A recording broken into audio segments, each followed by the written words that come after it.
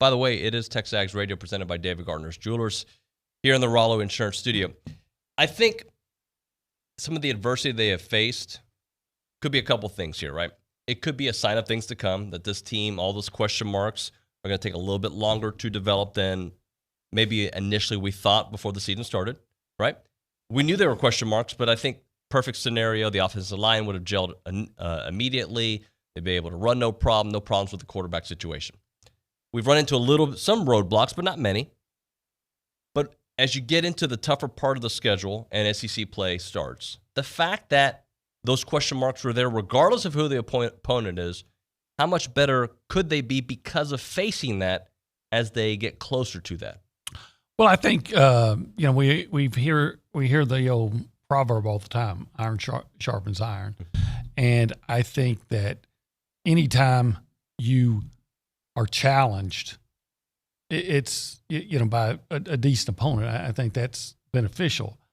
Not just because of the quote iron sharpens iron. Sometimes it shows you, oh, the coach has been telling me, hey, you got to get better. This isn't good enough. And you see, I see what he's talking about now. When it's one thing if coach is telling you, hey, you're not getting this done, you need to do this different, you got to be more intense, you got to have more sense of urgency, and you go out and win 41-10.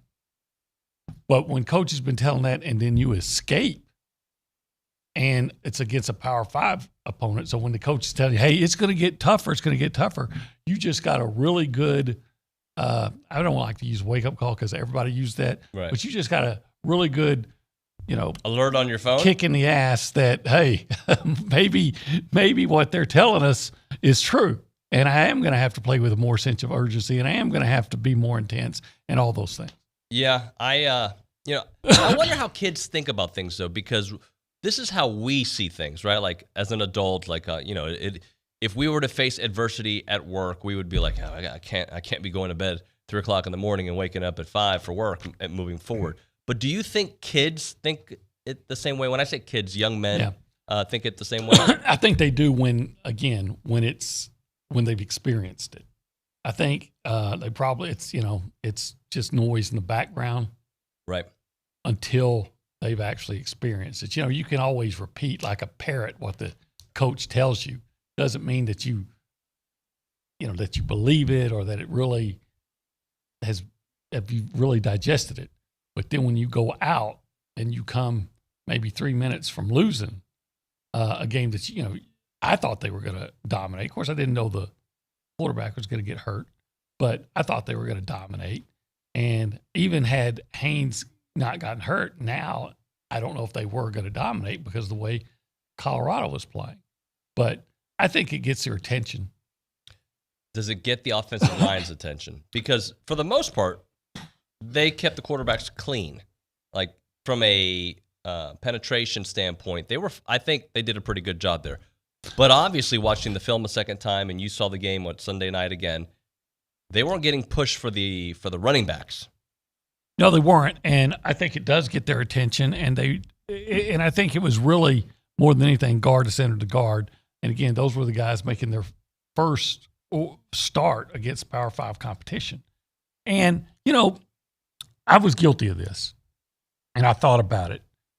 I was assuming that A&M would run the ball successfully for 2 reasons. They did last year, and I think this offensive line is going to be good. It may take a little while, but I think it's going to be good. But also, I kept looking at Colorado and Colorado's struggles against the run last year. Yep.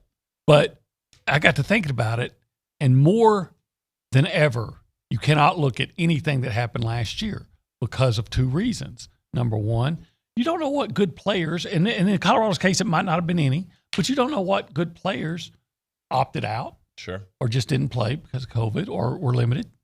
And B, the transfer portal. Yep. You can bring in guys, which Colorado did, and get better fast. So really, in a lot of ways, what happened last year doesn't matter. So maybe we saw A&M, an inexperienced offensive line, going against a much better defensive front than they expected. And also a coach that got his team ready for this game, because they were ready at least mentally and physically. And let's not discount the fact that, all right, we're going to make it so hard for A&M to run the ball between the tackles. We're going to force them to throw. Mm-hmm. And I'm talking as Carl Durrell here, I'm betting on a freshman quarterback, redshirt freshman quarterback, struggling a little bit with this kind of pressure coming their way. And that's exactly what happened once Calzada came in. Maybe Haynes King would have been more composed and poised. And a lot of those open receivers that we saw early when Calzada came in, looked like he was hyperventilating and just too keyed up and overthrowing guys, maybe those passes, if it had been Haynes, would have been complete. And then that would have changed the way Colorado has to approach the game. I mean this in no way to say what we do for a job has anything to do with the way a football game is attacked, right? But there is a form of preparation that you go into this job that I can compare to their job. If I were, let's say, Tomas Romo in the back, who is a very gifted broadcaster, but I put him right now and said, hey, I got a stomachache, you got to take over the show, it would be difficult for the guy who's been preparing for his life to be a talk show host to come in here and do it immediately. And this is an easy job. We're just talking here. We're asking Zach Calzada, and this happens all the time. I know backup quarterbacks come in, but people handle things differently. To go in a hostile environment and take over a team with national championship aspirations after a couple of weeks being told he's not the starter and getting 20% of the reps, there are some struggles that I think we probably did not see in the moment that should have been obvious. Well, it was a tough situation for him, without a doubt. And to think that he was going to come in and everything was going to be smooth, there was going to be no hiccups at all, would have been unrealistic. But let's be honest. I mean, here's a guy that supposed to have a big, strong arm, and I know he does, and has been in the program for 3 years. And Jimbo Fisher was saying, I can win with this guy. I think he's a potential NFL quarterback and all those things. He had plays to make that he didn't make. Yep, that's for sure. And I think it was more about just settling down. I mean, they were open a couple times where nobody's around Jalen Wademeyer and throws it 5 feet over a 6'5" guy's head. But he did settle down, and he had a nice throw to Wademeyer, and he had a really nice completion, almost intercepted, but it wasn't, to Devon Achane. And he ran a couple of times really well, and one time he, should have taken a 12-yard gain and been happy with it. Yep. And he made some clutch passes once he settled down. And I think that's what should give you hope. Don't go in there thinking, okay, this guy's going to be just as good as the last guy, because he may not be. There was a reason they picked Haynes King as the starter. He may, but he may not. I can give you a lot of examples of backup quarterbacks that have come in and then just got on a roll and took their teams to great seasons. Jake Fromm comes to mind. Sure. Right? At Georgia, I think it was Jacob Eason. I think he's the guy that went to Washington. Got hurt. Fromm comes in. They almost win the national championship.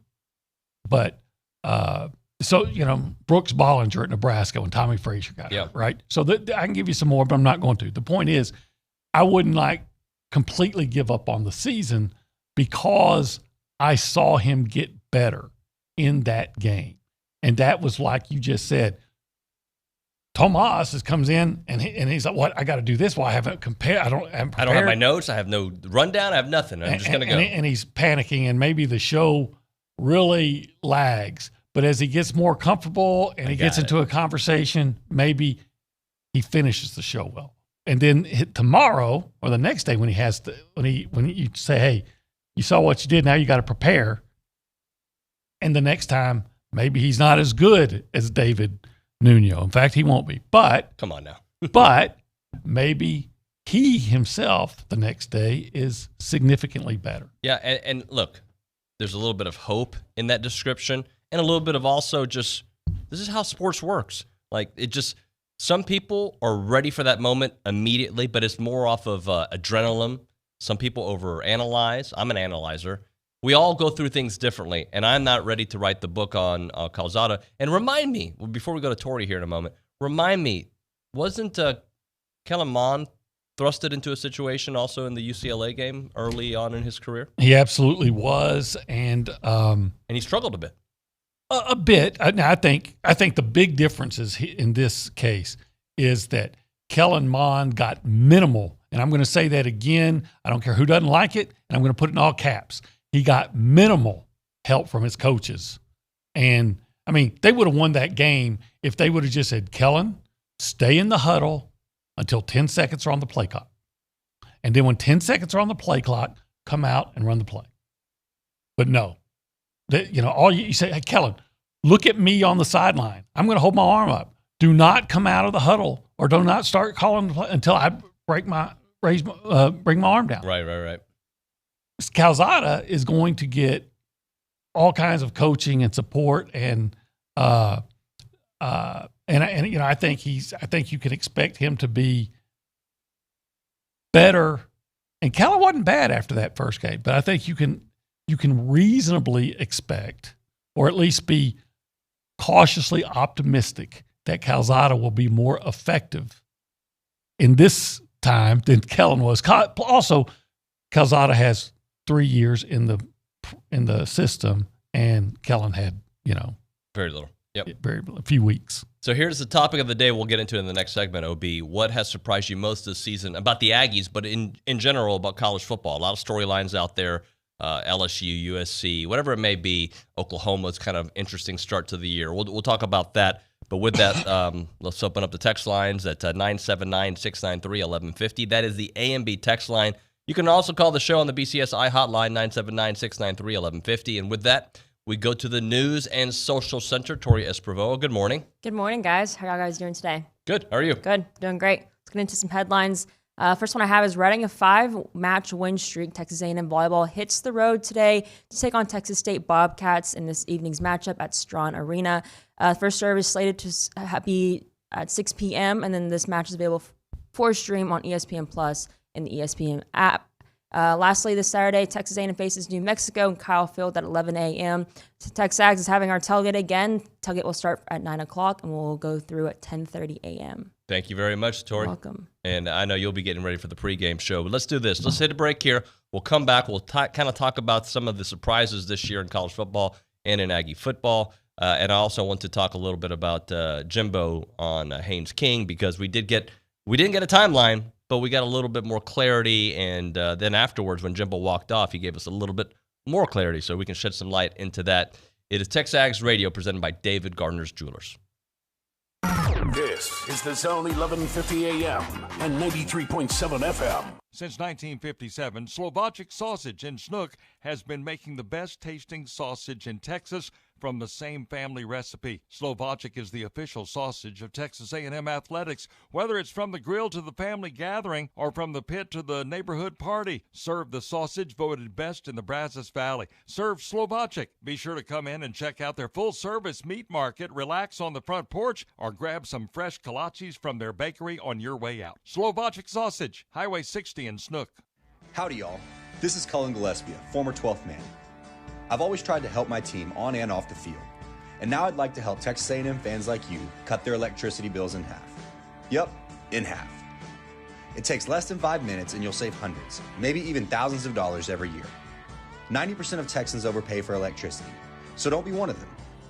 Sign up today at energyogre.com and use code GILLY, G-I-L-L-Y, for a free month of service.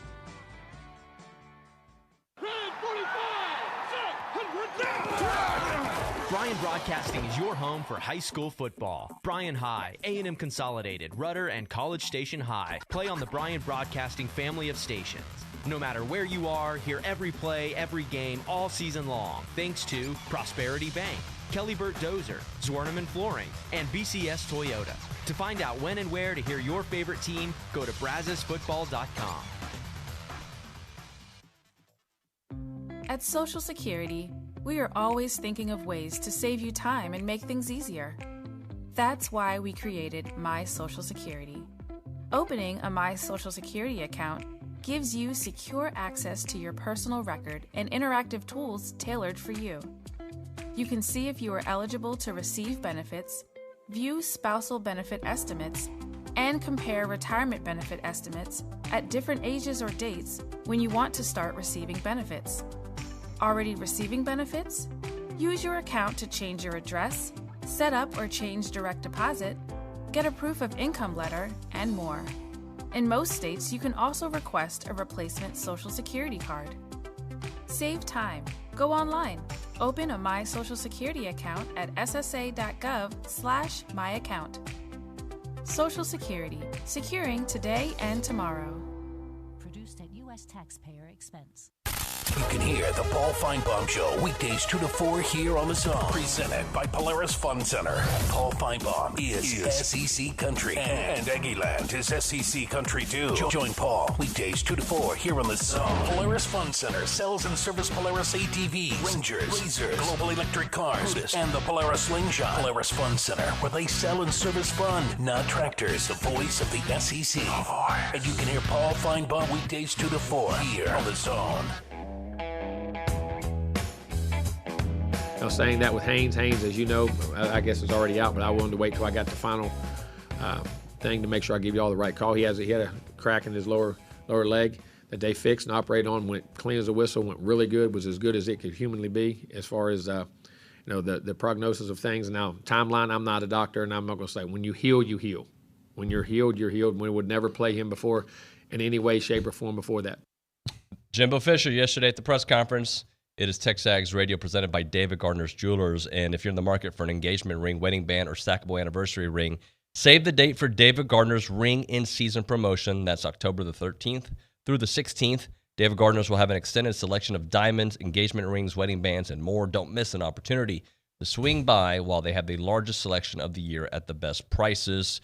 You can link for an appointment at davidgardnersjewelers.com. And we are here in the Rollo Insurance Studio. We just heard from Jimbo. And, OB, one of the things that we got the benefit of is afterwards he walked off, and I think Christy Reichen from the AP asked him, hey, so tell us exactly where he pointed at, was it tibia, I guess is what? The tibia.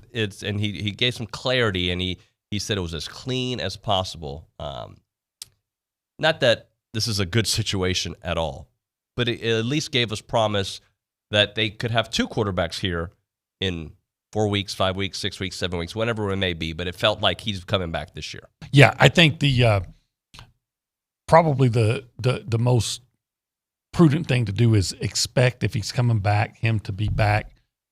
I think it's November 6th against Auburn. Okay, that should be the target date. That's about 8 weeks, 7 games in an open week, I believe. So that would make sense. But plus, if he's ready after 7 weeks, then you get that extra week of practice to get back into the flow. So, mark that, and anything before then, if he heals faster, and sometimes people do, but if he heals faster than that, think of it as a bonus. So I'm looking at the schedule here, just talking out loud. We know he has gone for Arkansas, Alabama, no matter what, even a miracle. He's not going to play in those games. He's not. You're not going to heal up in 3 weeks. So you've got, after that, Missouri, which could be a tough game. Could be on the road. Could be. But I don't think you have to have Haynes for that game, but it could be a tough game. South Carolina, another game I think the Aggies should have, regardless of who the quarterback is. And then you have Auburn. And you would like to have him for Auburn, absolutely, as you point out, and obviously Ole Miss right after that. So the hardest part of the schedule might be the Arkansas-Alabama stretch, Mississippi State-Alabama stretch. But since that is not a reality, that's not going to happen. Your best bet would be hopefully to have him by Auburn. I think you can navigate the schedule up until then. I think, and I really don't think I'm looking at this through maroon glasses. I really think this is an objective opinion. Some will challenge that, but I still think that A&M, I would still think that they'll win, and I think they'll be favored in every one of those games. Except Alabama. So do you even think the Arkansas game, okay, let me rephrase this. Every week we learn more about this team. There's not as much film on certain players, so we have to kind of wait on how we judge them based on what we've seen in practice in 8 quarters of work. If he comes out and he looks phenomenal against New Mexico, I agree. If he struggles against New Mexico, Are they favored against Arkansas? Well, I don't know, but as of right now, I think that they would be. Now, yeah, I don't expect him to struggle against New Mexico. In fact, I remember, Nick Starkel lit up New Mexico, and there were those, see, this guy is going to be great. And you're like, it's New Mexico. New Mexico beat New Mexico State, I think, by 8 points maybe 9 last week. New Mexico State is not good. They're never good. So I think they beat Houston Baptist by 10. Yeah. So I think the only thing that New Mexico can do for you is tell you something negative. But I look at it as a live practice for this guy. Every opportunity to get better. And I think what's even more important, or just as important, is improvement in the offensive line, because if you can get to a point where you can be somewhat like last year, where you're running and running the ball very effectively, that'll take and then maybe the best case scenario is Zach's going to throw 20 passes a game or in that neighborhood. You don't want him throwing 38. Yeah, I want to go back to that because I still think that is the biggest perplexing part of last week. Regardless if I can understand why they weren't able to run the ball, I'm still shocked they weren't able to run the ball effectively. I get the why. Colorado stacked the box. They were more physical. I get all that. This team, all offseason that I was around, we talked about how this is one of the best backfields in the country. And I believe they are one of the best backfields in the country. I still believe it. That my opinion didn't change because of last week. But one of the best backfields in the country needs to play like it, and I'm still surprised that they weren't able to do it last week. I thought they ran well with A-Chain, with his speed going on the edges. Yep, but they didn't do it a lot. But they couldn't go inside. Yeah, they didn't do it enough. And look, I think Jimbo Fisher's an outstanding coach, obviously, and I think he's an excellent play caller, but I just can't figure out why they didn't run more with A-Chain to the corners. And he was saying, after watching the tape, that a lot of times, the tape, whatever it is, the video, that they were like just a half step from breaking long runs and everything. So I just think that they gave up on the run too quick, and that kind of put Zach in it, made a tough situation even tougher. Well, I'll even say this. Let's go back to the Kent State game because I'm looking at the numbers here. I am surprised by the volume of throwing that we have seen this year, where even in that game where they were able to run the ball effectively, they ran the ball 29 times as opposed to 34 passes. That didn't surprise me that much against Kent State. Because of the opponent? No, well, all right. History has shown us, especially when Alabama's good on defense, that if you're just going to be able to run the ball, if that's the strength of your team, go back to Leonard Fournette and Les Miles and all those, and he'd run 200 yards and play Alabama, get 30, and they'd lose. So I've got a new quarterback, and I need to make my offense more balanced and multidimensional and big play. So let's get this new quarterback as much work. But then when he gets hurt and you're struggling and you're trying to eke out a win on the road, right? Then I would think I'm just gonna do what it takes to win today. Now, all that said, there were open receivers. The play call was sound for the most part. It was the execution. But at some point, do you start to say, hey, I know the play call is sound, it's there, but my guy right now can't make that play? I guess, and this is more on me than anything else, but I came into it thinking by now Spiller would have like 300 yards rushing on the year. I did too. And that A-Chain wouldn't be too far behind. And I think that's just more me thinking using last year. But like you said, last year and this year are different years. More this year than ever before. Yeah. More because, again, the transfer portal and the COVID issues all together, you can be so much better than you were last year. Or different. So much different. Yeah. And this team already was going to be different regardless of that, with a quarterback going to the NFL, offensive line going to the NFL. It's a different team. But I think with the glow of the Orange Bowl still around, you're thinking let's go back to work. Let's just do what we do. And they still can, and they probably will. But it's just, I think the way we've gotten to 2-0 has been a little more surprising than I expected. But that's okay. As I said in the beginning, the beauty's in the struggle, and they've had to grind out or come back against Colorado and dominate a Kent State team through a quarter and a half that became a blowout. It's just not how I thought the picture was going to go. And this week, I will pick the Aggies huge against New Mexico again. And then we'll have to reevaluate when we get to the Arkansas game, because I don't know anything about Arkansas either. Yeah, because, look how good Arkansas is, man. They're 20th in the country now. Well, they just beat Texas. Well, first of all, so what? Texas beat who? Louisiana? They beat Louisiana Lafayette, which barely beat Nichols. Yep. And was it about this time last year that we were hearing how great Arkansas was? In fact, I think it was the defensive back from Alabama, Roman Harper. Yep. That was on the SEC network picking Arkansas to beat A&M. Because look at how good Arkansas is now. They just beat, who was it, Mississippi State. I do think they're better. Oh, yeah. Doesn't mean they're better than A&M. I think Sam Pittman is, like I said it before, his genius is in his common sense. Yep. And what he's done with that program, he's made them much better. We haven't gotten into our topic. We need to. Things that have surprised us. You can do that on the A&B text line or on the BCSI Associates hotline. We'll get to that here momentarily. And Charean Williams is going to be joining us as well. Talk a little Aggies and NFL. But right now, a moment for the Association of Former Students. Love those guys, Porter, Catherine, Randy, Lexi, all of them.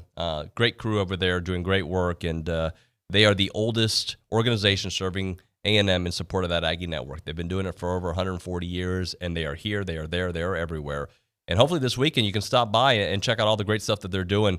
Aggie Park's looking amazing. Well, it's going to look amazing. It's right now a lot of construction going on. But a lot of these things they're doing it for you and for your game day experience, and they're doing it for Aggies everywhere. Giving to the association is very simple. Just become a Century Club member, and it's not expensive. About $100 a year. That comes out to about $9, $10 a month. You get the decal, the plaque, the Texas Aggie magazine, plus you're continuing in the oldest, most inspiring tradition of Aggies helping other Aggies. To learn more about the association, make a gift, a donation, visit aggienetwork.com/giving. I'm Chelsea Reber with your community calendar on The Zone. Help make Christmas happen for a family in need. This Saturday, come out to a benefit at Fort Half Moon Saloon in Somerville for live music, food, and live and silent auctions. Contact Dogs Motorcycle Club for more information. Navasota Theater Alliance presents the Sugar Bean Sisters. Performances run through Sunday. Email navasotatheateralliance@gmail.com to purchase tickets. The Bryan High Fine Arts Department presents These Shining Lives. Performances run September 23rd through October 2nd. Purchase tickets online at bryanhightheater.ludus.com. The 38th Annual National Night Out is Tuesday, October 5th. Neighbors are asked to turn on their front porch lights and spend the evening outside with neighbors and law enforcement. Contact your local police station to host a block party. Your home for football with the Fightin' Texas Aggies, the Bryan Vikings, the Houston Texans, plus Thursday, Sunday, and Monday night NFL from Westwood One is Sports Radio 1150 and 93.7 FM. I'm Chelsea Reber on The Zone.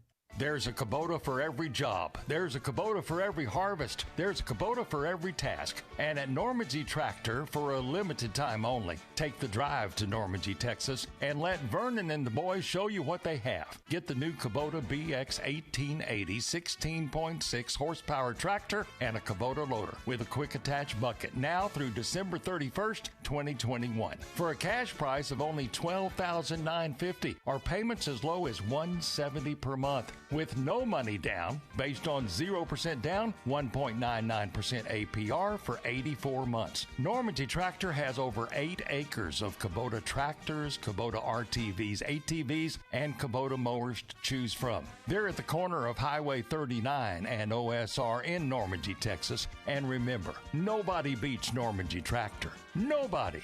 Now through December 31st, 2021. For warranty terms, see Kubota's limited warranty at KubotaUSA.com or your Kubota dealer. The flagship station for Aggie Athletics is The Zone. Whenever the Aggies are playing, you can hear them right here at 1150 and 93.7 FM. Thanks to our listeners and our Aggie broadcast sponsors, Schulte Roofing, Prosperity Bank, Hargrove Insurance, and Rudy's Barbecue. Here's a big gig-em to all these sponsors. Listen to Aggie Athletics on the Zone 1150 and 93.7 FM.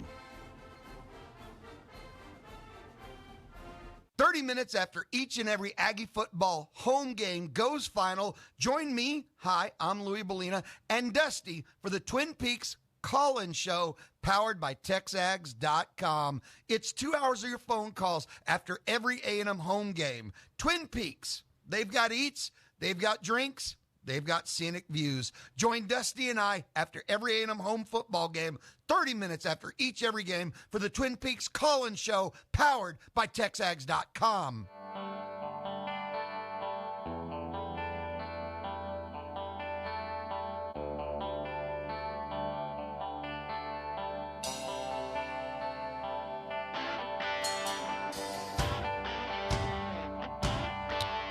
Hello to those watching on the CW, Channel 8 here in College Station. Hello to YouTube viewers. Hey, guys, got another hour with us. And also, of course, TexAgs.com/live. If you're a subscriber, you can watch the entire show.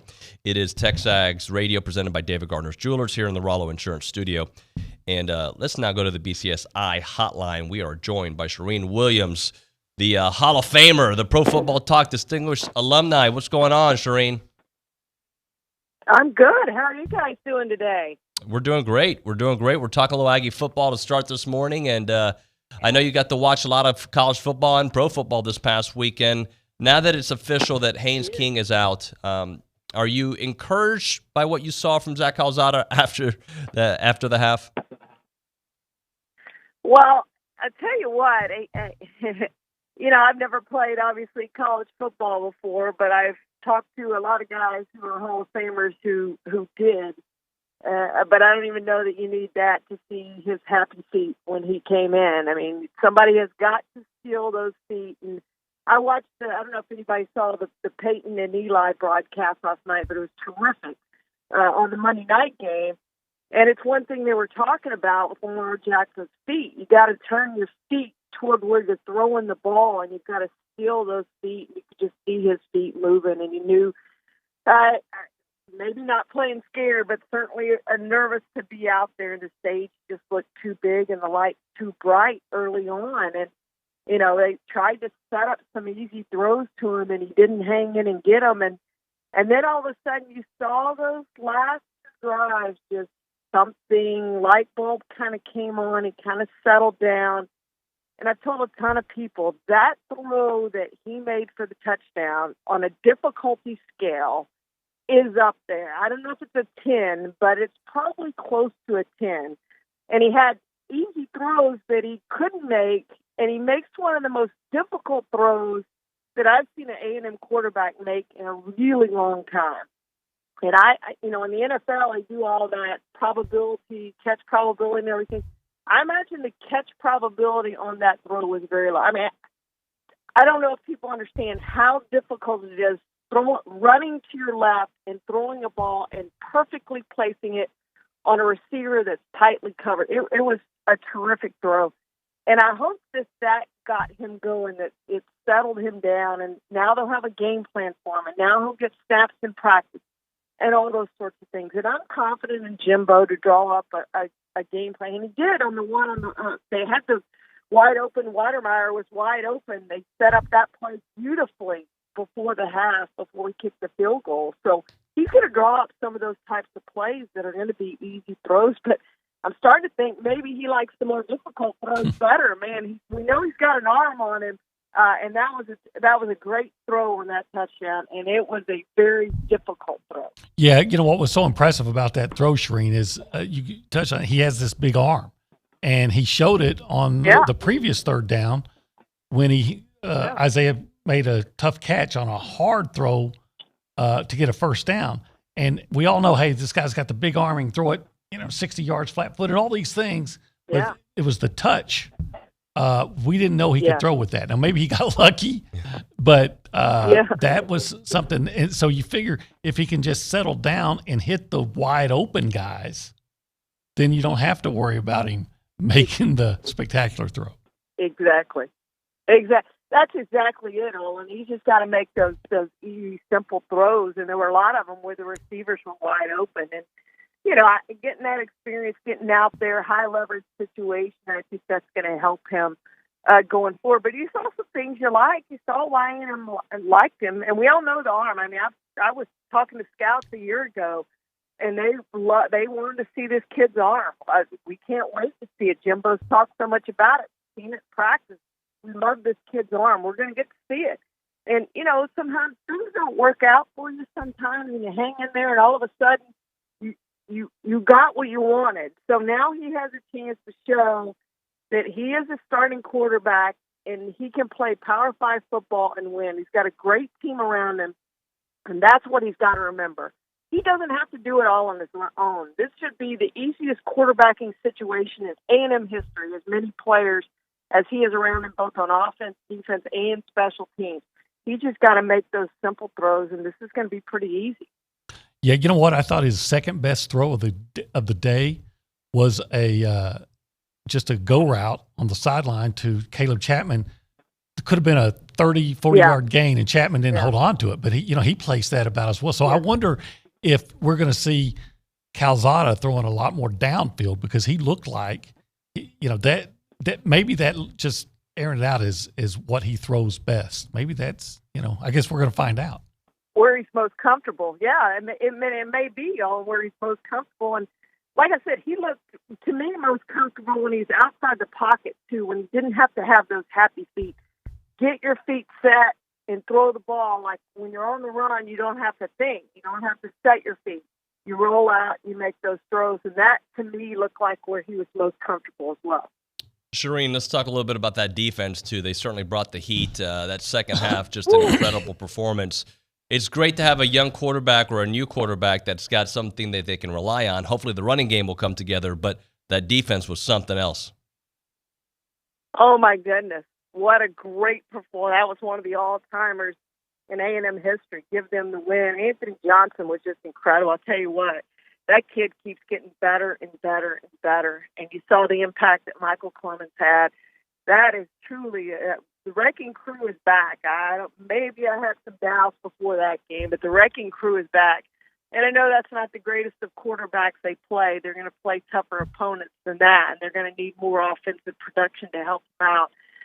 But when A&M needed them most to win a game, when they didn't have their starting quarterback and they have to bring in the backup, they stood up and they said, we are not going to be the reason the Aggies lose this game. We may not win the game, but we are not going to be the reason the Aggies lose. And they weren't. They did everything possible to keep A&M in that game. They did it, and then Calzada pulled it out. It was pretty remarkable performance, start to finish, by that defense. Yeah, I mean, especially in the second half. And then in the first half, they were clutch. In the second half, they were suffocating. Dominant. Yeah, but I do come away from that game concerned about how are they going to perform as a defense against running quarterbacks, because Lewis ran the ball well. The Dustin Crum the week before had some success running. That's like if you're going to try with that running back, we got him. But when a quarterback who can do the zone read, is that going to give you problems, or did they figure that out in the second half? Well, the forces thing. What was that Mississippi State quarterback's name? Fitzgerald, whatever his name was. I like to forget him. It felt like he played for 10 years and did that to us year after year. At least gone, but yeah, he showed certainly on some of those. I don't know if it surprised A&M, if that's something they hadn't shown much of, but yeah, they were able to do that. And you also worry about offenses. We talk about Ole Miss that are high tempo, and they're not going to let you rest, and they're not going to let you substitute, and you're going to go. But one game at a time, and for the first two games, they've been good. In the second half of the Colorado game, they were really good. Charean, let's go around the NFL for a moment. Von Miller back in action, 2 sacks. How nice was it to see the Aggie great doing this thing after missing 2020?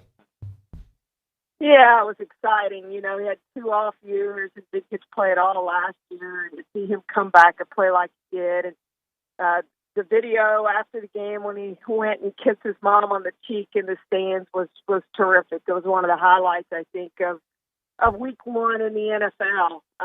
But I know he missed it a lot, and he showed it the way he played, and they missed him. And they quietly built a really good team in Denver. And I think this is a team that other teams are going to have to keep their eye on, because if Teddy Bridgewater plays like he did, they have a chance to have something special there. And I know they're in a tough division.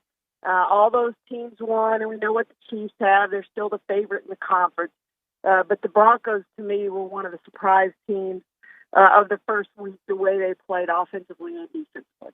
Charean, okay, based on what you saw in Week 1, I know 16 more games to go, but based on what you saw in Week 1, who would you pick to win the NFC East? Well, I think the Cowboys, Olin. I know the Eagles are the only team that won in the division, but considering the opponents the Cowboys had, the Cowboys surprised me. They did more in that loss than they, I thought they were going to get blown out. I think the final line ended up being 9 points. I thought the Buccaneers would cover. I thought they'd win by at least 14. The Cowboys had a chance to win that game. You blame it on the kicker all you want, but the facts are you can't settle for field goals against a team like that. You can't be trying to kick field goals. Make them or not make them, it wouldn't have made any bit of a difference. If he made the 31-yarder and the extra point, do you not think Tom Brady would have scored a touchdown from the Dallas 18-yard line, first down with 18 seconds to go? He would have had 4 shots in the end zone. The Buccaneers were going to score a touchdown there to win if they had to score a touchdown there to win.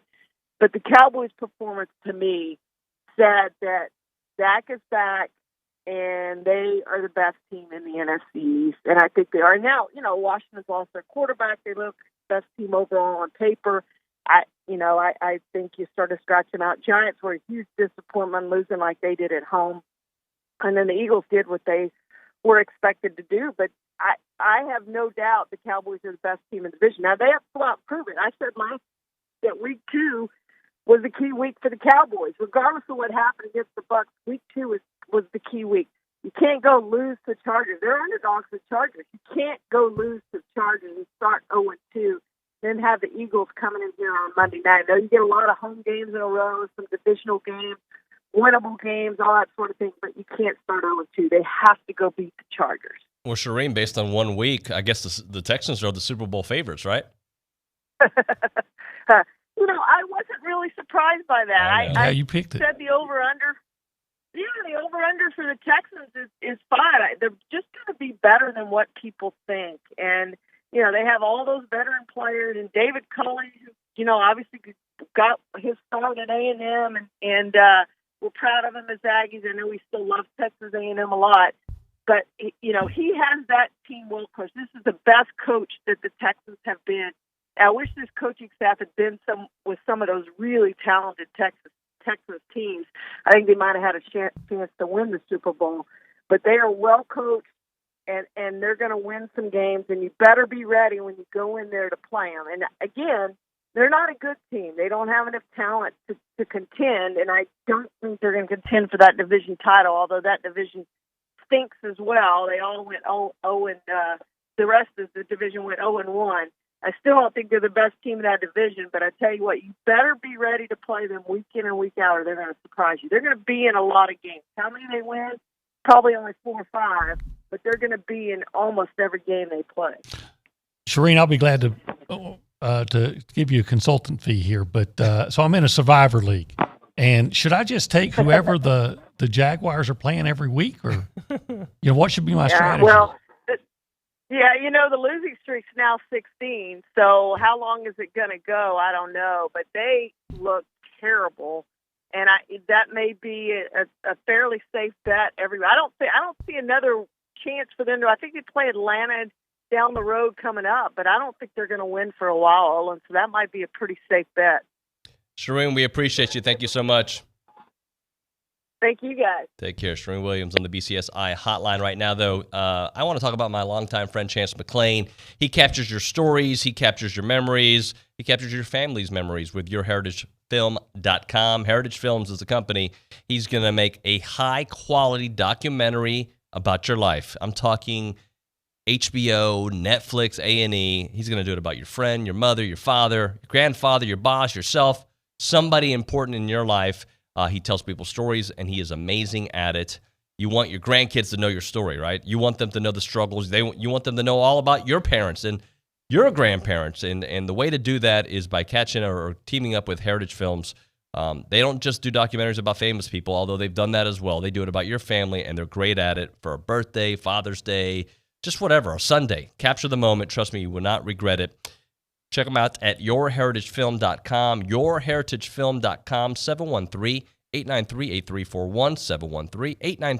713-893-8341. You're listening to The Zone. Aggieland's all sports station. Question. Would you pick a chain barbecue place over a hometown joint? Do you root for East Coast universities instead of the local team? Nah, then why choose a big Wall Street bank? A&B started in 1892. 5 generations later, we're still owned and operated by the same Texas family. We support this community. We value your privacy. We make quick decisions, and we hate red tape. We answer to you, not Wall Street. Bank with A&B. Family owned, Texas proud. Member FDIC, Equal Housing Lender. Join the Brazos Valley Symphony as they present a free chamber music concert on Sunday, September 19th at 7 p.m. The concert will be held at the Pavilion at Lake Walk outside the Stella Hotel. Admission is free to everyone for this outstanding concert, featuring our BVSO Percussion Ensemble. Bring your lawn chairs and get ready for a fun, free evening of music with the BVSO at the Pavilion at Lake Walk outside the Stella Hotel, Sunday, September 19th at 7 p.m. Our publications reach every corner of the Brazos Valley, and we want to partner with you in sharing your message with the community. You may recognize a few of our Bryan Broadcasting publications. Best of the Brazos Valley. Brazos Life, the annual manual. Welcome home, Brazos Valley. Brazos Family. Brazos Wellness. Brazos Valley Bride. Peace, Brazos Christian Life. With the combined power of 7 magazine titles, 11 radio stations, and digital solutions, Bryan Broadcasting Publications can help you be heard. Call 979-695-9595 to learn more. I'm 5'11", barely 5'4". I weigh about 170 pounds. Brown eyes, blue eyes, brown hair, gray hair. I'm a baseball fanatic. I'm a wife, a mom, a sister, and a grandfather. I'm a bodybuilder. I'm a research analyst, small business owner, teacher, dance fitness instructor, film and television actor. I'm an office clerk. I'm a copywriter. I'm a veteran. I have a prosthetic leg. I have multiple sclerosis. I have lupus. Cerebral palsy. Post-traumatic stress disorder. I'm blind. And I'm working in a job I love. I love because I was given a chance. Because I was given a chance. To contribute my skills and talents. To show my disability is only one part of who I am. Who I am. Who I am. At work, it's what people can do that matters. For more information, visit whatcanyoudocampaign.org. You can listen to Aggie football, basketball, and baseball on your Amazon Dot or Echo. Step 1, say, Alexa, enable Zone 1150 skill. Step 2, anytime you want to hear fighting Texas Aggie football, Texas A&M women's basketball, or Aggie baseball, all you have to do is say, Alexa, play Zone 1150. It's that simple to listen to your favorite A&M teams that play on the Zone with your Amazon Dot or Echo. Make sure to say one time, Alexa, enable Zone 1150 skill. Then say, Alexa, play Zone 1150.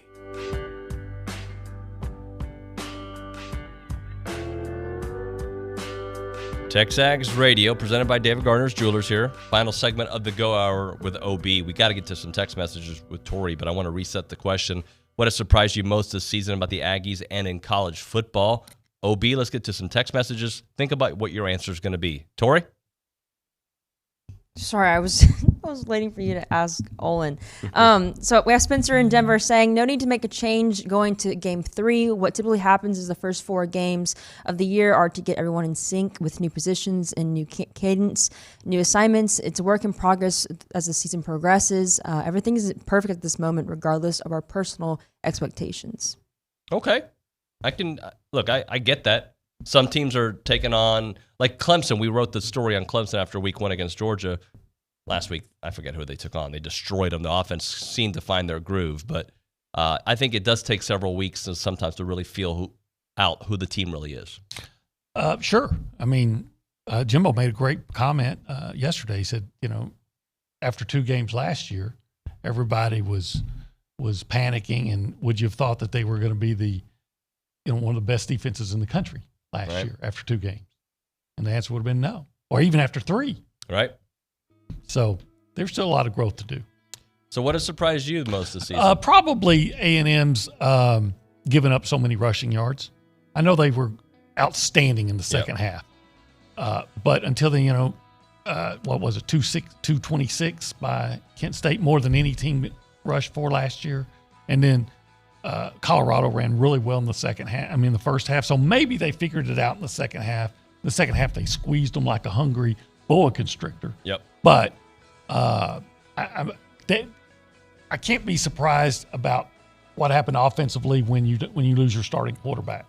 But the run defense. I will say this: they are still young men or kids going on the road for the first time with a job is very difficult. It's not as easy, and this team will be better for it. All right, OB, thank you so much. Hour number 2, John Lopez, Sports Radio 610, Good Aggie, going to join us, as well as Connor O'Gara, Saturday Down South. We'll talk to them here on TexAgs Radio, presented by David Gardner's Jewelers. You're listening to Aggieland, only all sports station. The Zone, 1150 AM and 93.7 FM. What if one day you went to your secret hiding place? You know, that spot that only you know about? And instead of what you came for, you found something a little different. What if instead of your private stash, you found a simple phone number, 1-800-662-HELP? What would you do? Would you stop and give it some thought? Would you make the call? The truth is, all drug use comes with risk. Before those risks become real, before drugs turn your life upside down, before drugs take their toll on you and your family, know that there is help. You can quit. If you or someone you love is struggling with drug use or prescription drug misuse, call 1-800-662-HELP for 24-hour free and confidential information and treatment referral, or go to samhsa.gov/thereishelp. Listen to Texas A&M football. From WTAW, I'm Chelsea Reber with a news update on the Zone. For the 6th time this month, the Brazos County Health District reports a pandemic death. The 301st death is a man in his 50s. The number of active cases, 1,589, is the most since January 22nd. Last week's Brazos County Commission meeting included approval of the fiscal year 2022 budget on a 4-1 vote. County Judge Dwayne Peters was part of the majority vote against a $20,000 salary study for the sheriff's and constable's offices. That was after comparing Brazos County pay to Smith and Hayes counties. Their population is maybe just slightly bigger than this. The roads that are the square miles are both bigger than Brazos County, and we compare very favorably with both of those two counties. Commissioners approved a 3% pay raise plus up to a 1% merit raise for Brazos County employees. A Bryan man on probation for his 3rd drunk driving conviction is arrested for DWI Sunday afternoon at Lake Bryan. A Parks and Wildlife game warden found a car that stopped in the middle of the road, blocking traffic in both directions. The driver, 55-year-old Rogelio Uspio, remains in jail in lieu of an $8,000 bond. Uspio was in his 3rd year of a 5-year probation from a 10-year prison term after pleading guilty to his 3rd DWI, which took place in 2017. For the better part of 2 years, BTU was getting a new administration building on Carson Street on city land where the Armory once stood. Yesterday, the BTU board accepted the city's offer to build in North Bryan along the freeway between the DPS building and the Bryan Regional Athletic Complex. General Manager Gary Miller said city officials wanted to keep the former Armory property available for development related to the new Midtown Park. Now that the board has approved moving over to this new property, we will immediately start design work. Miller says the new location does not change what services will be offered. I'm Chelsea Reber on The Zone. If you have a debit card, you're used to spending money. But what if your card actually ended up earning you money? That's not exactly normal, but that's what you can get at A&B. It's called Kasasa Cashback Checking. Don't mind the weird name. What you need to know is that it's a free account with cash rewards. Use your debit card for everyday purchases, and we'll pay you cash back every month. If that doesn't sound like normal banking, well, guess what? We're not a normal bank. So contact A&B today and ask for Kasasa or visit ANB.com. Equal housing lender, member FDIC. Please join Pink Alliance Thursday, September 30th for their 18th annual Surviving and Thriving Cancer Awareness Luncheon, sponsored by St. Joseph Health. Featuring Lori Allen, breast cancer survivor and reality star of Say Yes to the Dress Atlanta. Come hear Lori tell her story as we raise money to support breast cancer patients in the Brazos Valley. For tickets or more information, visit survivingandthriving.org. That's survivingandthriving.org. Good morning, sports fans. I'm Zach Taylor with your Aggie Sports Minute on the Zone. This Sports Minute is brought to you by Hilco Metal Roofing and Supply. Call 936-825-0500 or click HilcoSupply.com. Texas A&M football coach Jimbo Fisher says starting quarterback Haynes King is out indefinitely with a lower leg fracture. King suffered the injury in Saturday's game against Colorado. Backup Zach Calzada came on in relief and, despite some struggles, was able to lead the team to a 10-7 victory. By the way, kickoff time for the Aggies' SEC opener against Arkansas has been set. The two teams will duke it out at 2:30 p.m. on Saturday, September 25th in Arlington. Volleyball is riding high after sweeping the field at the Texas A&M Invitational over the weekend. Now the ladies take their 5-match win streak on the road to Texas State. Coach Bird Kuhn. It's just cool to see how they respond as a group and how they're competing, and that competitive chemistry is falling into place. Our home tournament was awesome to be back in front of the 12th man, obviously, and we hit the road today to go to Texas State, and then we're home again against Texas. So, it's another week. We got to be consistent, and that's what we always talk about, being consistent in how we're training and how we're responding. First serve between the Ags and Bobcats is tonight at 6 o'clock in San Marcos. And 15th-ranked Aggie soccer is slated to kick off its SEC slate this Friday at Kentucky. To get Coach G. Guerreri's take, tune into the Aggie Soccer Hour with Coach G tonight from 6 to 7 on Gospel 97.3 FM. And that's been your Aggie Sports Minute, brought to you by Hilco Metal Roofing and Supply. On the Zone, I'm Zach Taylor. The Bellucci Hour Happy Hour is a must part of any Aggie football season. Join Billy Lucci of TexAgs and Zach Taylor, the Infomaniac, every Monday and Thursday at 6 at the Tap. Or listen in right here on Sports Radio 1150 AM and 93.7 FM. The Bellucci Hour Happy Hour every Monday, Thursday at 6 is brought to you by King Ranch Saddle Shop. Also brought to you in part by B&B Automotive. It's the Bellucci Hour Happy Hour.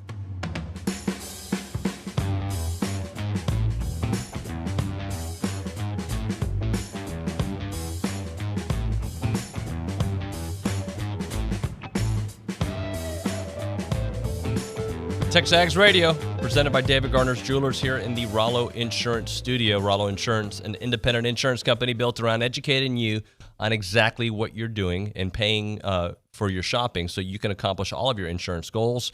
Their headquarters is on Highway 6 right here in College Station. Call them up at 888-44-ROLLO or go to the RolloInsurance.com. RolloInsurance.com is the website. All right, let's talk some Aggie football, some NFL again, with our good friend John Lopez here on the BCSI hotline. You can catch him on Sports Radio 610, and he's going to break it all down for us. What's up, J-Lo? How are you, man? Well, we're dodging another hurricane, so same old in Houston. Yeah, I'm getting some reports back that people's power all over the place is off. How are things where you guys are living? Yeah, I'm up in Humble. Obviously, I'm right now in the studios here at Sports Radio 610. We've been okay, but, East Houston, Baytown, Beaumont, all those areas got it pretty good. So, we'll be all right, man. This is just another day in Houston. You know that. Another day in Houston. And how about another day for the Aggies? By the way, J-Lo's an Aggie alum, obviously, and they're 2-0. Been an interesting 2-0 start to the season. Kent State maybe felt a little tighter at one point than we expected, but still a blowout. Colorado, certainly a grind. Your thoughts on the start of the year? Maybe this is just the old maroon-colored glasses, but I was actually, give me the win, and I was glad with how it played out. I really was. Just because, you hate to just start throwing out all these cliches, but, I mean, this was a perfect early test against a Pac-12 team. By the way, the Pac-12 is playing pretty good football. We all know that. And Colorado's going to be in the mix of that. And able to get it done with the two things that Jimbo Fisher, I believe, has done better than anything else that he could possibly have done, and that's offensive line and defensive line. Young offensive line kind of found itself a little bit there in the second half. I was watching them very closely when I rewatched the game. Yes, I'm a big Aggie, so I rewatch every game, and Bryce Foster in the middle is going to be a monster, an absolute monster. We know what Kenyon Green can do.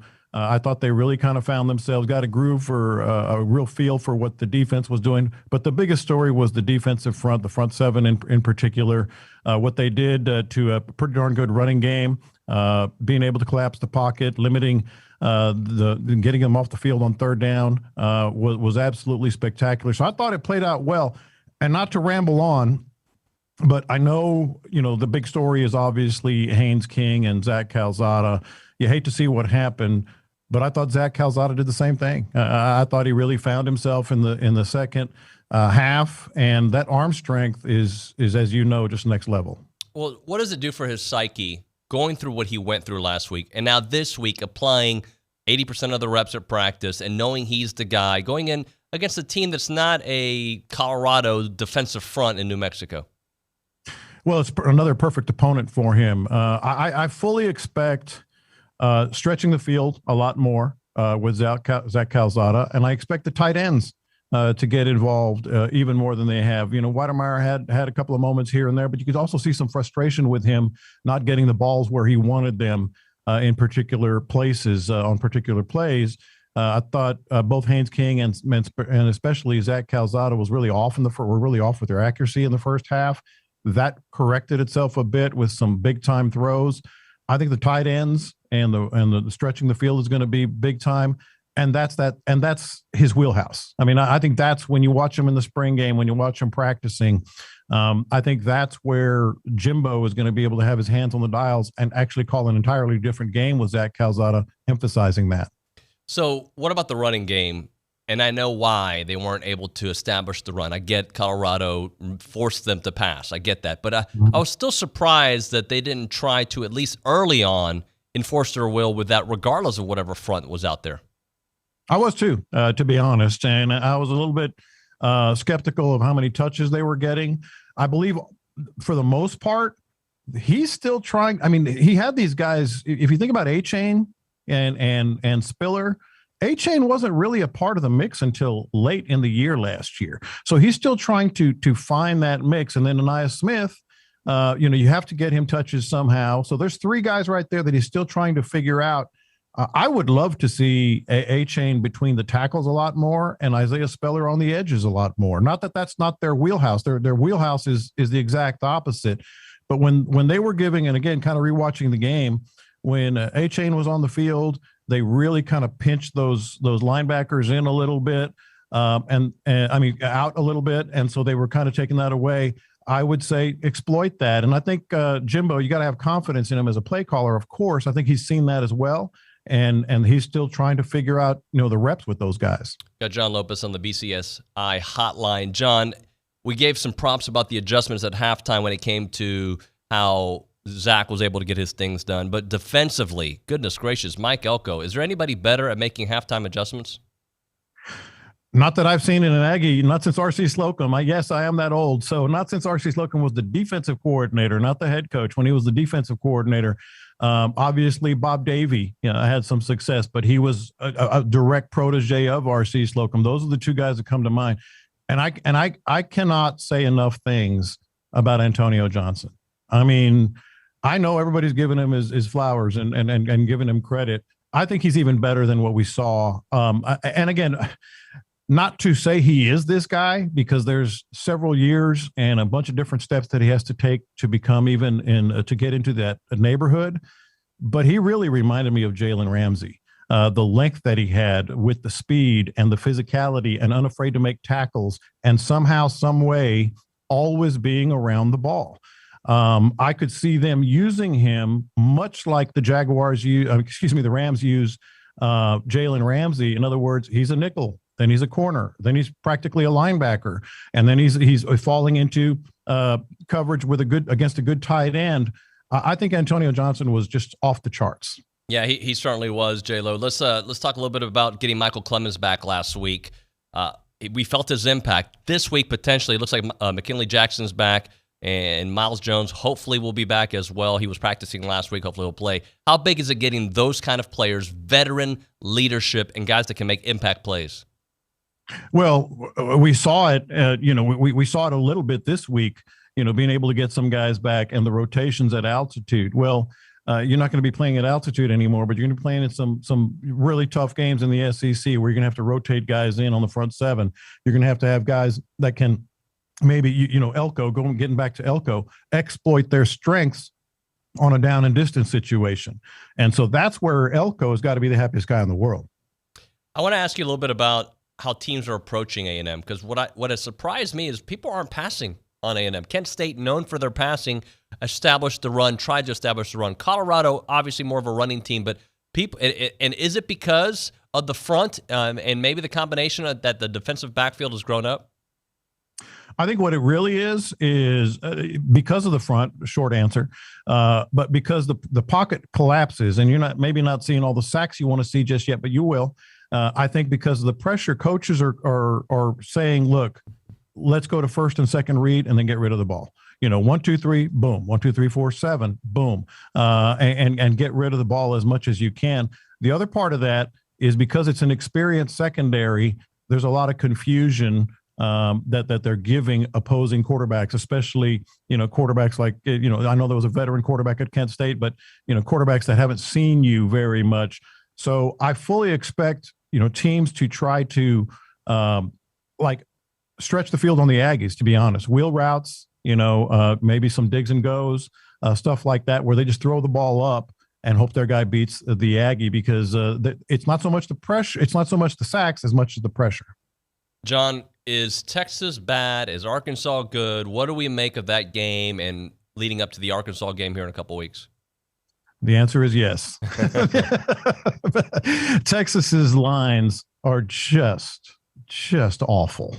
Offensive line and defensive line are just bad. They have some skill guys, we know that, but I feel like they're sort of, how do you do to the SEC was against a good, not great, defensive and offensive front of Arkansas. What Arkansas has going for it, and it's hard to find these guys, as we well know in Aggieland, is a guy that gets the program, that the players are buying in, and they're going to play their butts off for him. Arkansas is better than we thought, better than we've seen in recent years. I don't think they're great, but I think they were the combination of atmosphere and their defensive front just destroyed the Longhorns. Longhorns are going to be just fine, but I'm telling you, Sarkisian has to start recruiting like Jimbo did on the offensive and defensive fronts.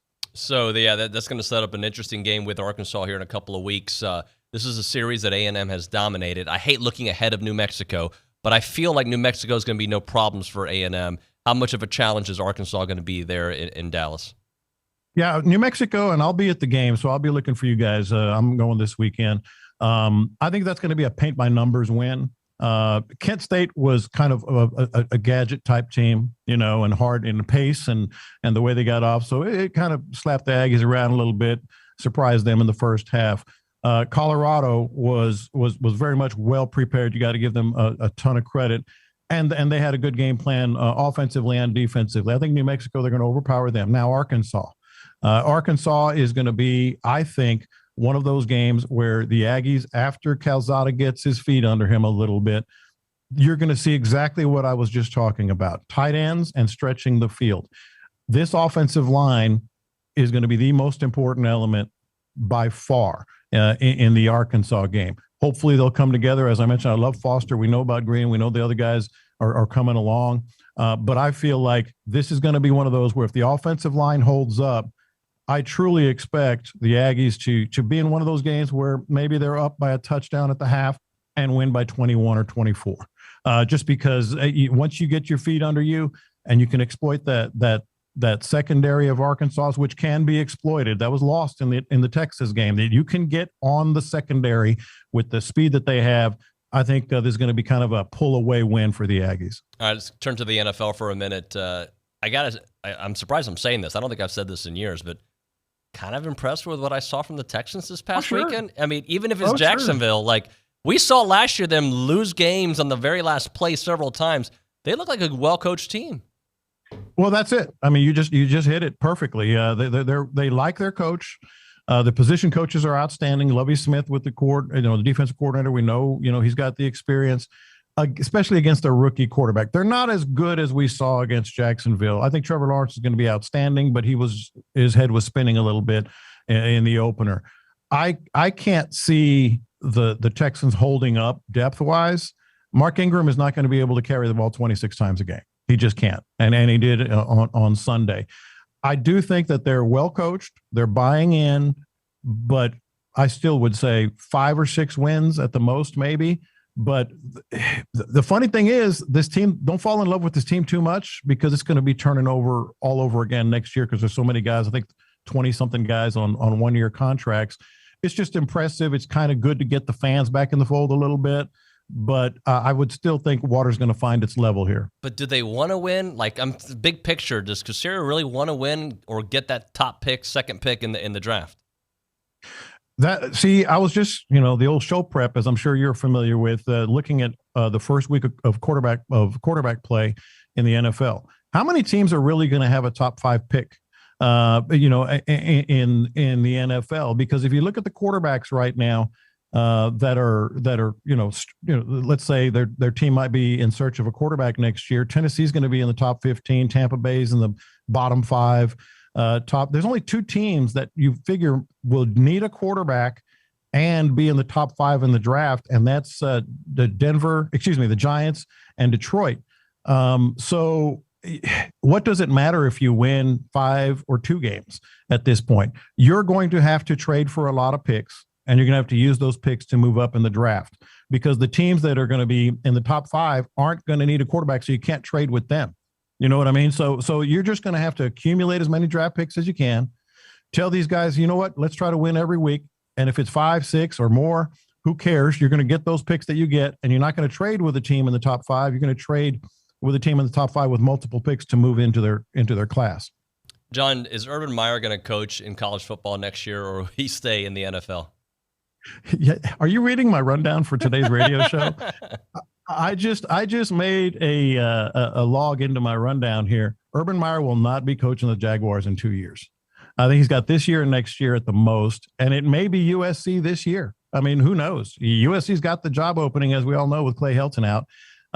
He looked like he was about to have an aneurysm on the sideline, and it was week 1. He's just not cut out for it. You give him a lot of talent and maybe some an overwhelmed opponent every week, and he coaches his butt off. But the NFL, he's got to get used to 6 or 9 or 10 losses, and that's just not him. I don't want to see him at LSU. Not that that's a good fit, but I don't want to see him at LSU, because I think he is a very good college football coach for his short stint, whatever the stint is. Yeah, I don't know. There's this thing about LSU and Orgeron, and are they going to fire him now? That I don't think a lot of people have really recognized. The old nobody's talking about thing that we always hear on the radio as well, and that is they don't have money. LSU does not have money. It's not like, sure, alums can, pile a bunch of money in front of a coach and bring him in. But what kind of look is that going to be when they're already getting criticized? They lost academically. The university lost $56 million last year. Athletically, they were in I think $71 million shortfall last year. But just because of a number of reasons, go back to Harvey, go back to, a number of things that they're going on in their economy. They have a tough row to hoe at LSU. I could easily see, and I know this is going to make the old message board, I could easily see LSU falling off pretty significantly just because of what's being recruited around them. Alabama, A&M, Oklahoma. They're in that sort of Bermuda Triangle between those 3 schools that are recruiting their butts off. And their budget shortfall. Who's going to want to go there when the whole university is getting, criticized, and they don't have the money to go out and money whip a guy anymore? That's interesting stuff. Hey, I want to ask you one last thing. I was going to end it there, but it reminded me. I believe your co-host, Landry, who's a buddy of mine, I believe he was not high on Jimbo getting the extension, and you were. How did that debate go on the air? Look, I think you when you get a coach like that, I won the debate, by the way, of course. But when you get a coach like that, you hold on to them like grim death. I mean, you just hold on to them any way you can.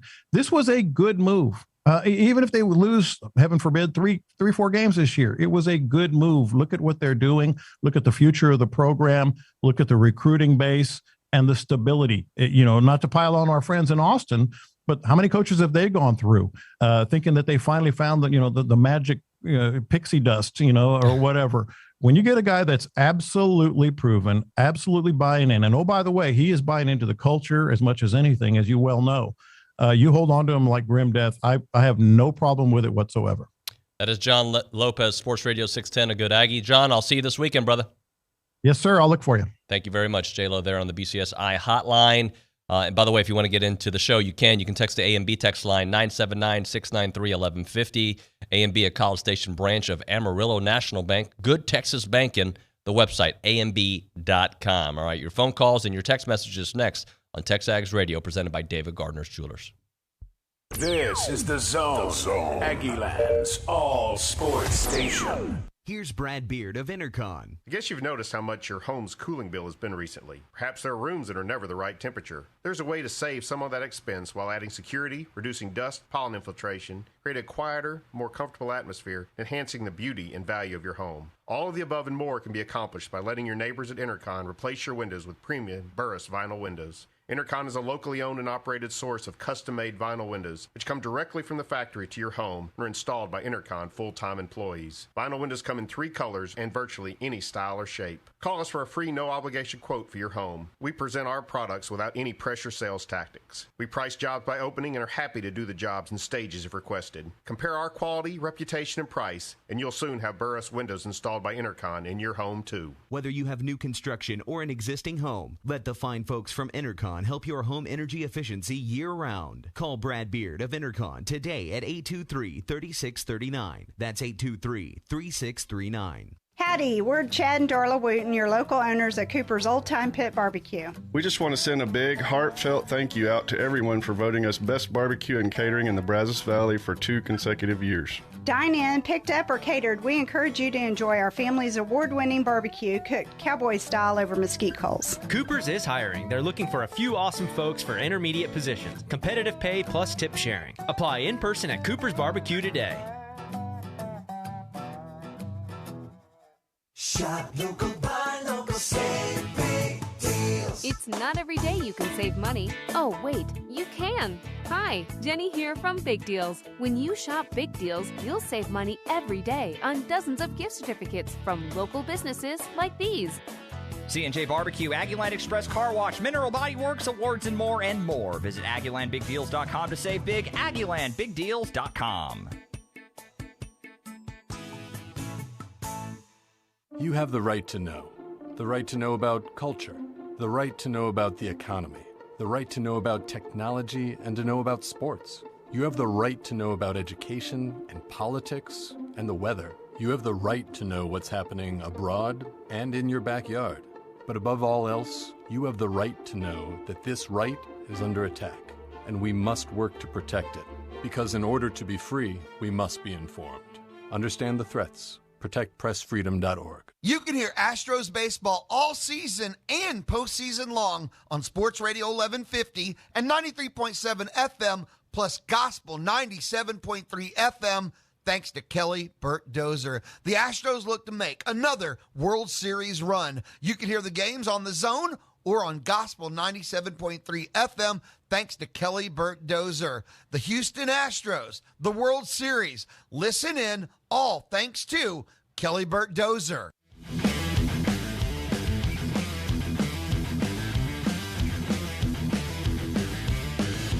All right, guys, I want to remind you to text radio to 900-900 for your chance to win the big Friday giveaway as I destroy the bag that all this great stuff is in here. It's time to talk a little Aggieland Outfitters, and they got a brand new T-shirt and a new design. And yesterday I didn't have it, but I have it today. Take a look at it right there. It's the lightweight, super breathable shirt for fans of Northgate. On the back, it says, "Never drinking again." On the front, it says, "Someone give me a beer." There, it's a pretty nice looking shirt. I'm holding it up so everybody can see it. Very good stuff there, and it's part of the Travis Matthews collection. The Matthews logo's on it. Never drinking again, as I mentioned, on the back out there. And also Quattro Ranch, they're back at it, bringing that dry Jell-O, will crunch in your mouth and melt in your mouth, I should say. That's got the crunch and the melt. Perfect, healthy snack for all Aggies out there. So make sure you go visit Aggieland Outfitters this weekend when you come for the game.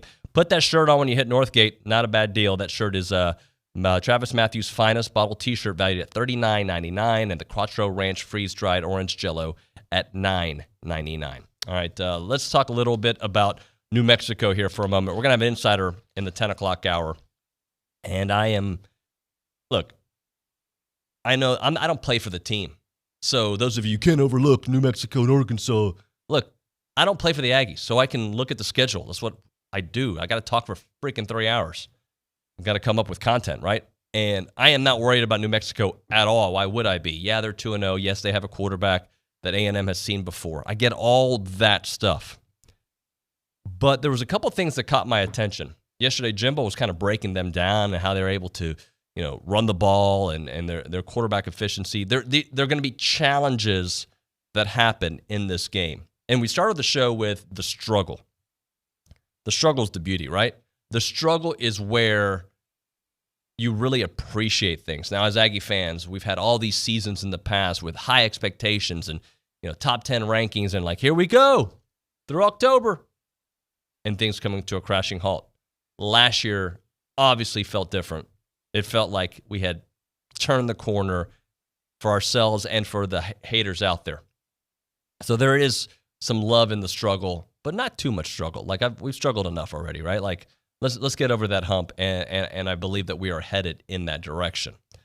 But this game will come with its challenges, and how the offensive line develops during the game, how Zach Calzada really stops zeroing in on wide receivers and starts really feeling comfortable with the flow of the game and where he's throwing and whatnot.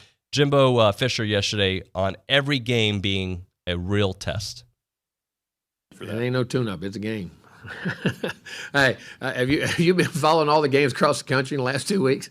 I mean, every game is a game. You better bring your A game, and hopefully we can go bring our A game and learn to start fast and finish stronger and play a complete football game. No matter what the scoreboard says, just go play well and execute and do the things we have to do to be successful, not have self-inflicted wounds, and play the kind of physical brand of football and execute at the high level with our skill guys that we need to play at. And that's what I'm looking for. Taking care of the ball, playing great on all three phases, and doing it for a complete football game the whole time. Start fast. Now, they started reasonably fast against Kent State, and then it slowed down in the second quarter. They did not start fast at all. In fact, but they have ended well. So he talks about the start fast and well. Let's get it all together, right? I think Blake Bose needs to get some looks. I think he needs to play. I need the Aggies to have a nice lead to where Bose gets to play a little bit, just in case. Everything's a just in case. This game, being difficult or not, whatever you want to call it, it's going to be one of those that it is a live practice. They will get to do many things that they work on during the week against an opponent who's going to provide some challenges, and that's where the beauty comes. So hopefully when we get to Monday's show of next week, or when we do the post-game wrap on Saturday, hopefully by that point, we're looking at ourselves and say, you know what, some of those question marks I had about the offensive line, they've worked themselves out. They figured it out, because as John Lopez said there in the second half, they did start finding that push. Hopefully they do. I mean, he was clean. Zach was clean for the most part, right? But I'm talking about opening up those lanes for the running game and allowing for Zach to throw downfield after getting, 3.5 quarters worth of work, and now starting a whole game, having all 4 quarters hopefully under his belt. It will be a different picture as we get closer to the Arkansas game. But they got to take care of business. They're going to take on a pretty good quarterback and a team that's going to throw them some wrinkles.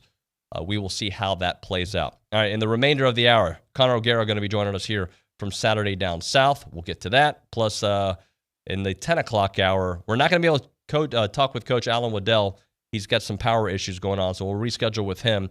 We will, though, talk to a New Mexico insider, Isabel Gonzalez, who covers them for Inside the Lair, New Mexico. We'll talk to her there in the 10 o'clock hour, right around 10:35. But I want you guys to consider experiencing the difference with Caprock Health System. They are patient-centered care out there, and if it's the other day I tore my hamstring. I don't know if I tore it. I hurt my hamstring. I'm better today. I'm walking almost like a normal human being. That's probably not a situation where you can go to the hamstring to go to the ER. But let's say it would have been worse, my knee or something, and I want to get immediate care. I want patient-centered care. Why am I snapping when I'm talking about it? Because I'm going to snap over there to Caprock. They do great work out there. They got emergency care, hospital admission, laboratory outpatient testing, radiology. They also maintain cash prices so that the rivals in the BCS, you can come see them over them, right? You go see what they're doing out there to get great work. Caprock Hospital in Bryant and Caprock 24-hour emergency center in College Station. Both facilities have 0 wait times for emergency care. You'll never have to sit in a crowded waiting room. Go check them out. They do wonderful work. They will take great care of you. Patient-centered care. I'm Chelsea Reber with your community calendar on The Zone. The Caldwell-Burleson County Lions Club presents a Disney double feature this Sunday. Join them at the Caldwell Civic Center at 2 p.m. for Lilo and Stitch and 4 p.m. for Moana. Food donations are good for admission. BCS Habitat for Humanity announces its Financial Literacy Workshop Series Thursday evenings this month. Find a schedule of topics and more information at habitatbcs.org.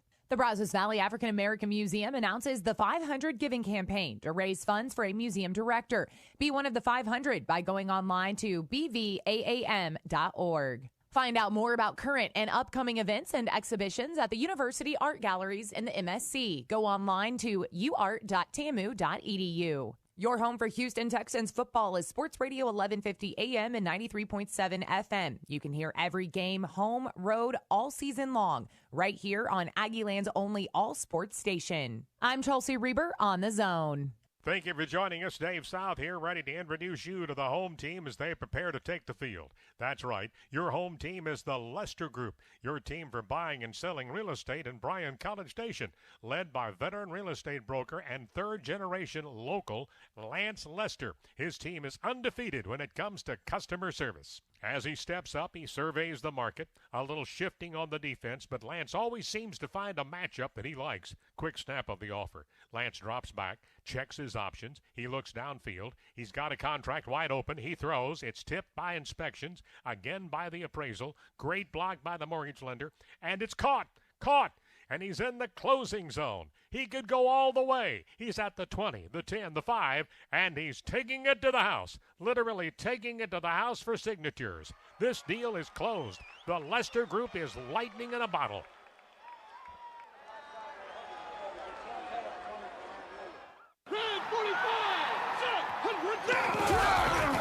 Bryan Broadcasting is your home for high school football. Bryan High, A&M Consolidated, Rudder, and College Station High play on the Bryan Broadcasting family of stations.